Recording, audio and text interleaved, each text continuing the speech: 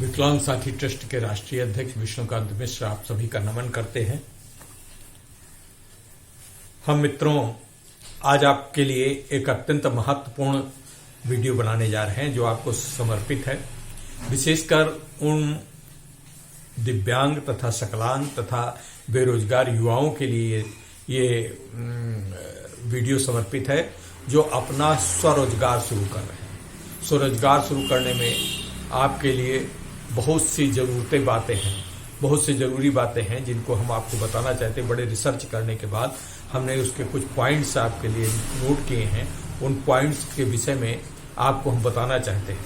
सबसे पहले तो आपको बेरोजगारी दूर करने के लिए अपना रोजगार लगाना ही होगा। अगर अपना रोजगार लगाना होगा तो आपके लिए, जैसा कि मैं पहले वीडियोज में बता चुका हूं, अपना एक कार्यस्थल हो, अपना इंफ्रास्ट्रक्चर हो, अपना मार्केट की नज़दीकी हो, संबंधित कार्यक्षेत्र की नज़दीकी हो, ये सब चीज़ें आपके लिए तो मैं पहले बता चुका हूं। लेकिन आज बताना चाहता हूं कि आप अपने रोजगार, अपने प्रतिष्ठान को, अपनी दुकान को, अपने जो फैक्ट्री है, उद्यम स्थल को उसको आप कैसे मैनेज करें, कैसे प्रबंधन करें। तो सबसे पहले तो आपके लिए जरूरी है कि सॉफ्ट स्किल्स होनी चाहिए।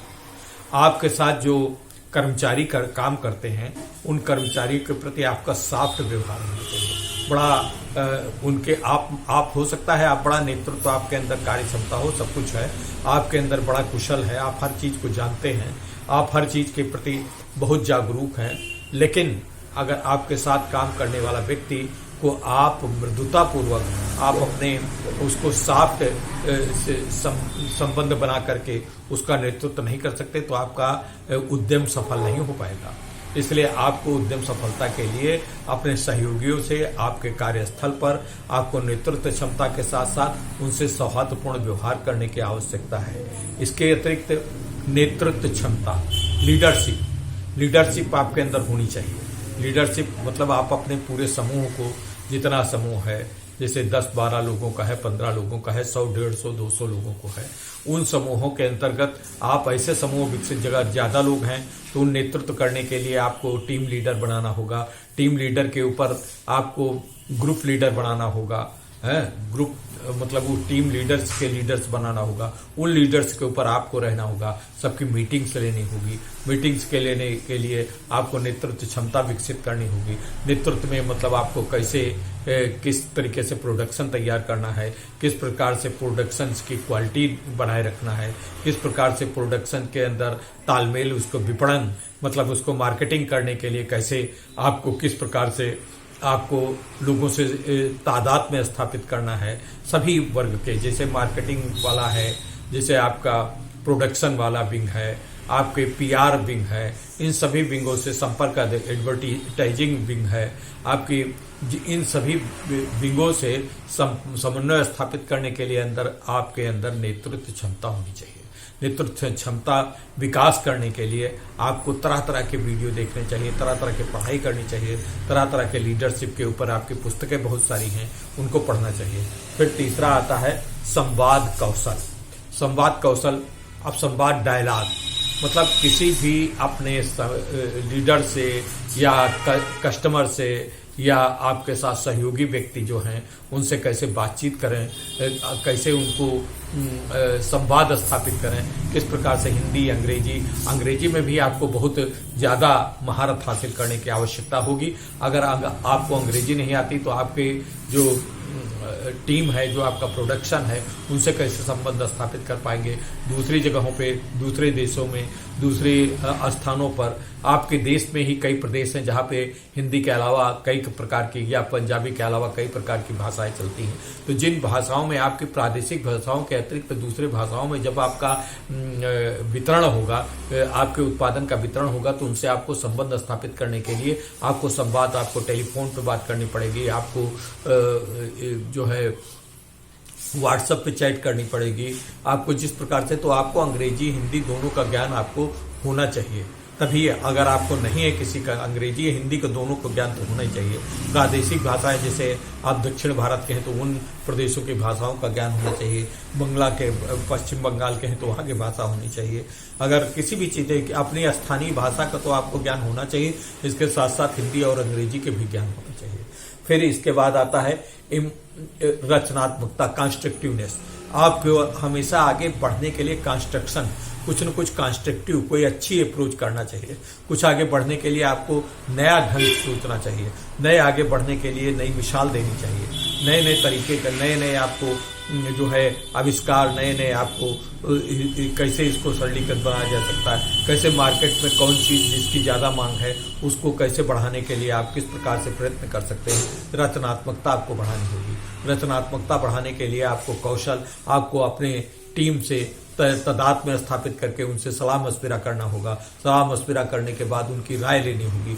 राय उनकी कैसी है, किस प्रकार से, उसका असेसमेंट आपको ही करना है। असेसमेंट करने के बाद आपको उसके ऊपर आपको तुरंत निर्णय लेना है। फिर दूसरा है इमोशनल इंटेलिजेंस। आपको जैसे आपके टीम में है कोई व्यक्ति, मान लीजिए किसी के घर पे कोई बीमार है, कोई किसी का परिवार में कोई दिक्कत आ रही है, उसकी शादी ब्याह में रुकावट है, तो उससे उसकी बातों को, या कोई व्यक्ति आपके कर्मचारी है वही परेशान सा लग रहा है, तनाव में है, अगर वो तनाव में होगा, परेशान, पारिवारिक परेशानी हो, सामाजिक परेशानी हो या कोई भी परेशानी हो, तो आपके परिवार के, आपके जो उद्यम है उसके प्रोडक्टिविटी के ऊपर उसका इफेक्ट पड़ेगा। तो उस इफेक्ट को आपको नॉर्मलाइज करने के लिए आपको उससे इमोशनल टचिंग बनाए रखना है। उससे पूछना है कि क्या परेशानी, उसकी परेशानियों को आप साझा करने की आवश्यकता है। साझा जब करेंगे तभी आपको लगेगा कि उसको लगेगा कि हमारा मालिक, हमारा जो बॉस है वो हमारे प्रति बड़ा चिंतित है। उसके घर पे कोई दिक्कत है, आप कह रहे नहीं हमारा आज काम पूरा होना है, आप उससे कहते कि क्यों काम नहीं किया, तो इस तरीके से वो बात वो परेशान हो जाएगा। इनको हमेशा काम की पड़ी रहती है, हमको क्या। आप उसकी बातों से काम उससे लीजिए, ठीक है काम लीजिए, लेकिन उससे इमोशनल टचिंग, इमोशनल उससे सामाजिक, उसके भावुकतापूर्ण टचिंग उससे जरूर बनाए रखिए। जब उसकी बात उसके परिवार के लिए, उसके कब बच्चे की शादी होने वाली, के बच्चे को मुंडन होने वाला, सामाजिक उसके दिक्कतें हैं, उन दिक्कतों में आप उसको कभी पीएफ से एडवांस या कभी ऐसे अग्रिम पगार दे दिया या पगार देकर के उसकी कटौती बाद में कर ली, तो ये सब आवश्यक जब चीजें हैं, ये सब आपके अंदर गुण होना चाहिए और थोड़ा धैर्य रखना चाहिए। मान लीजिए आपके यहाँ पर कोई चीज, कोई काम करते करते उससे टूट गया सामान या उसका क्वालिटी खराब हो गई, तो उसके ऊपर आप उसको समझाइए, उससे उसके ऊपर आक्रोश करेंगे कि ये क्यों तुमने तोड़ दिया, ये बिगाड़ दिया, तो उससे दूसरे कर्मचारी, उसने तो बिगाड़ दिया, दूसरे कर्मचारी भी कहेंगे ये मालिक हमारा ऐसा है कि तुरंत बात पे नाराज हो जाता है, तुरंत बात पे इनको क्या चाहे जितना काम करके दो उसको ये है। इसके अतिरिक्त आपको इमोशनल टचिंग में जैसे कोई त्योहार व्यवहार या कोई पड़ता है तो उसको बोनस भी देने का, जैसे वो गवर्नमेंट्स का भी प्रावधान है, बोनस भी दीजिए। नहीं बोनस आप देने की क्षमता है, कुछ न कुछ उसके त्योहार पे अग्रिम रूप से कुछ न कुछ उसको गिफ्ट दीजिए। दिवाली, होली, ईद, बकरीद, क्रिसमस, जो भी हो, जिस पे हो, उसको कुछ न कुछ उसकी जाति, उसके त्योहार, उसके समुदाय, उसके धर्म के हिसाब से उसको कुछ न कुछ दीजिए। फिर उसके बाद है आपका प्रॉब्लम सॉल्विंग। अगर आपकी फैक्ट्री में कोई चीज दिक्कत आ रही है, ये चीज नहीं बन पा रही है, ये चीज इसमें निर्माण में तकनीकी दिक्कत आ गई या विपणन में दिक्कत आ गई, सामान वितरण नहीं, ट्रांसपोर्टेशन नहीं मिल रहा, ट्रांसपोर्टेशन में गाड़ी आपके ट्रक खराब हो गया है, अब उसको कैसे हो, तो तुरंत उसको वैकल्पिक व्यवस्था करने के लिए आप प्रॉब्लम सॉल्व करने के लिए उसकी समस्या जो आपका नीचे वाला बताए कि ये सर समस्या आ गई है, इसको हम कैसे दूर करें, तो उसको प्रॉब्लम सॉल्विंग आपके अंदर एटीट्यूड होना चाहिए। और ये एटीट्यूड जब तक नहीं होगा प्रॉब्लम सॉल्विंग का, तब तक आप अपने उद्यम को आगे नहीं बढ़ा पाएंगे। उद्यम बढ़ाने के लिए प्रॉब्लम सॉल्विंग बहुत जरूरी है। प्रॉब्लम सॉल्विंग जरूरी इसलिए भी है कि जब तक आप प्रॉब्लम खुद नहीं बता पाएंगे तो दूसरे अगर प्रॉब्लम आपका सॉल्व करेंगे तो पता नहीं उसमें ज्यादा पैसा लगा दे। मान लीजिए आपका सामान कहीं जा रहा है, अचानक उसको किसी टैक्स वाले ने उसको पकड़ दिया, उसमें दिक्कतें आ गई, तो उस पर आपको संपर्क करना होगा। सेल्स टैक्स है, कस्टम्स है, एक्साइज वाले हैं। अगर इस प्रकार से कोई दिक्कत तकनीकी, एक तो आप अपने यहाँ सब चीजों को नियमित रूप से उसका पालन करें, नियमित रूप से पालन करके लॉ एंड ऑर्डर और जितना कॉन्स्टिट्यूशनल जितने उसके टैरिफ है उन सब चीज़ों का इस्तेमाल करके हुए काम करें। लेकिन अगर कोई दिक्कत आ जाती है तो उस पर प्रॉब्लम सॉल्विंग आपके अंदर एटीट्यूड होना चाहिए। अगर नहीं एटीट्यूड है तो फिर आपको दिक्कतें आएंगे, आप दूसरों के पास भागेंगे। हाँ, आपको जरूरी नहीं कि आप सब कुछ आता है तो अपने आप लीगल कंसल्टेंट से मतलब जो आपका विधिक सलाहकार है उससे आप बातचीत करके अपनी समस्याओं का निपटारा करके नीचे वाले व्यक्ति को आप बता सकते हैं। इसके अलावा जो आपका सबसे बड़ा है समय प्रबंधन। आप समय प्रबंधन हर एक टाइमिंग के सबके चीज के लिए रखना। कोई व्यक्ति ज्यादा काम करता अगर रह जाएगा तो दूसरी शिफ्ट में काम करने के लिए उसके लिए एक टाइम होना चाहिए। टाइम के ऊपर मतलब आपके कर्मचारियों को थकावट ना है, आपको भी थकावट ना है, तो इस प्रकार से उसका टाइम विभाजन आपको करना होगा। टाइम विभाजन करने के लिए आपको एक नीति बनानी होगी। नीति बना करके चलने से ही आप आगे बढ़ सकते हैं। जब तक आप आगे ये नीति नहीं बनाएंगे कि टाइम प्रबंधन नहीं करेंगे, समय पर जाना है, समय पर आना है और हर एक कर्मचारी के ऊपर एक टाइम पे आवे, कोई 10 मिनट 15 मिनट लेट नहीं आना चाहिए। लेट आने के लिए आप उसको समझाइए, 2-3 बार लेट आवे तो उसको उसके दंडात्मक कार्रवाई करने के लिए बात करिए। भले दंडात्मक कार्रवाई न करें लेकिन कठोर होना पड़ेगा इस विषय में कि टाइम पे आवे, टाइम पे सामान तैयार हो, टाइम पे सामान की डिलीवरी हो। अगर आपने किसी उपभोक्ता को समय पर सामान देने के लिए कह दिया और अगर आप नहीं समय पर पहुंचा पाए तो वो बार बार शिकायत करता तो आपके प्रतिष्ठान की छवि खराब होगी। प्रतिष्ठान की छवि खराब होने से आपको ऑर्डर कम मिलेंगे, आपको नुकसान हो सकता है।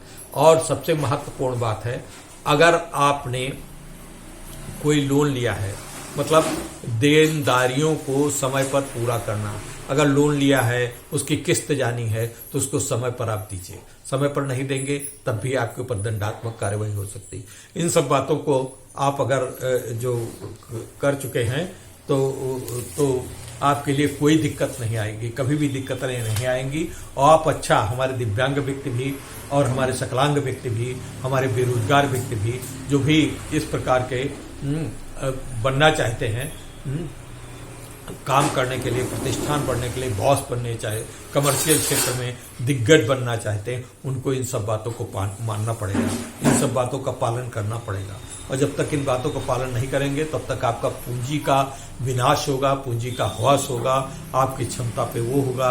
आप जब क्षमता पे गिरावट आएगी तो आपको मनोवैज्ञानिक प्रभाव आपके ऊपर पड़ेगा, आपका स्वास्थ्य खराब होगा, आपके अंदर चिड़चिड़ाहट आ जाएगी, आपके अंदर पारिवारिक कलह प्राप्त हो जाएगी। तो इस प्रकार से तो इन सब चीजों बातों को मैनेजमेंट करने के लिए हमारा ये वीडियो अत्यंत महत्वपूर्ण है। और इस वीडियो को आपको देखने से आपको आगे अगर अपना कार्य करना है, मान लीजिए छोटा काम करते हैं तो इसमें थोड़ा बहुत कट कर सकते हैं, उसको सभी बातों को पालन न करें, लेकिन छोटा काम करें या बड़ा काम करें।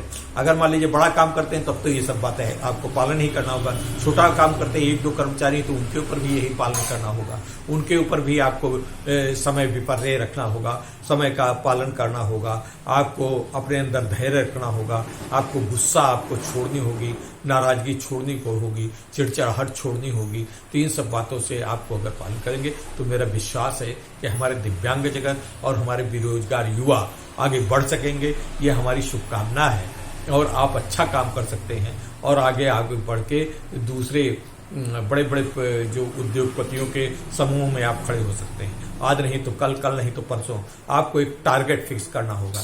समय में जैसे धीरे धीरे आता है, कहते हैं कि सब समय पर हो जाएगा, समय पर हो नहीं जाएगा, समय पर आपको करना पड़ेगा। समय पर जब आप करेंगे तभी आपको कुछ आगे बढ़ने का प्रशस्त मार्ग प्रशस्त होगा।